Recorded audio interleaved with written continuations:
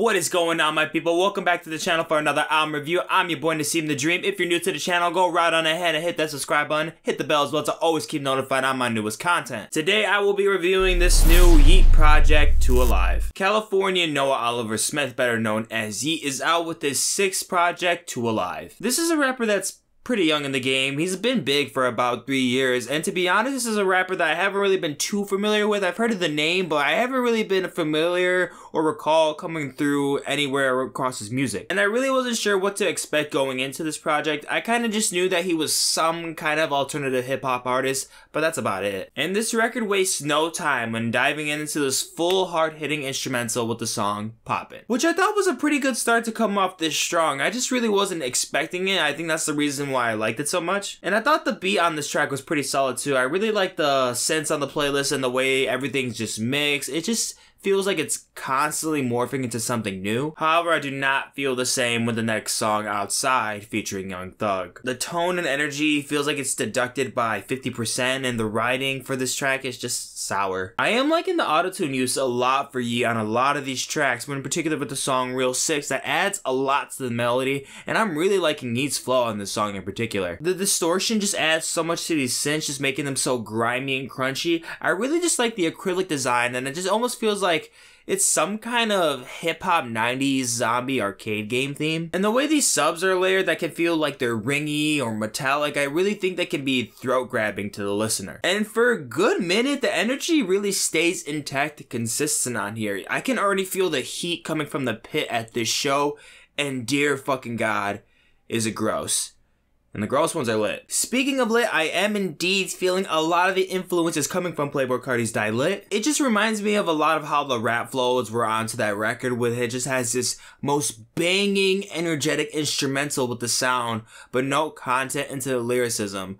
But it didn't matter. It's weird. So I don't have a problem with this record being heavily influenced from Die Lit, but the thing is with this record is that it doesn't offer anything bold or new to compete with that record. So the way I feel with this is that while I'm going through this listen, towards the halfway point and on, I kind of feel like just going to Die Lit instead of just continuing on with this play. Because at that point, if you're not really taking anything from those influences and making something more inspiring or just taking a new direction into those artists and sounds that you're really trying to intake and just take apart into your own music, when there's not really too much versatility in there, I don't really see the point and rather just go to the OG piece. And with that, there are a pretty decent amount of spots past the half point that I really feel like were just underwhelming. Jump just feels limp and uncreative. I really wasn't digging the attempt of making some distinction of the bars. I think I found La M to be a slight sleeper featuring SeptemberRich. I'm really liking the melodic structure on these synths and chords and plucks on here with the way that they work well with the bass and verses. But still, the record's edge just slowly softens up track to track. It just becomes less creative with the spectrum and just crumbles past the half point, like I mentioned, and just still can feel mild. Like when I compare the intensity with the first instrumentals on the LP to the other portion, there are like two different animals on here. And I just gotta call out this fucking dumbass lyric on the song Rollin. Osama bin Laden, my bro. And the following track after this is called Tailban. With a record like this, there needs to be a certain scope of perspective that needs to be taken in before understanding the true quality level for an album like this. Hip-hop records like this totally rely on the flow and style of the lyrics and the artist as a whole. Doesn't really matter what they're rapping about, money, hoes, and fame.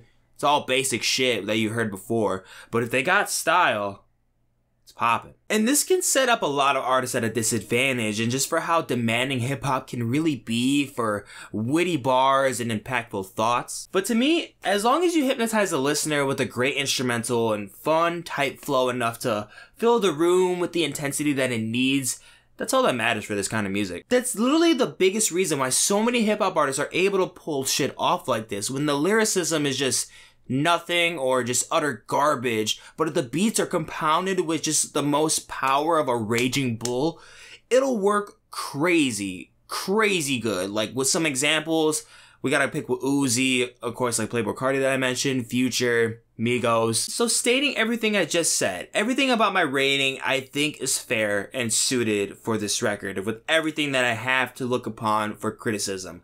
But I just want to make it clear, I still had a good time with my listen, I still had a lot of fun with my listen, and I thought it could have been a lot worse for most of this record. And honestly, for an hour-long record, I thought the dude achieved enough to make this a decentable play for this kind of hip-hop record, and by no means is this a stellar or competitive hip-hop track to its contemporaries. That's not what I'm saying at all.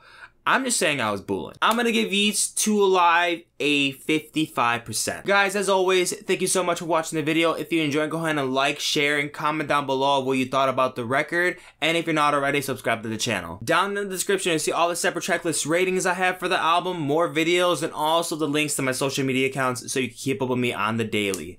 Catch you in the next one. Dose.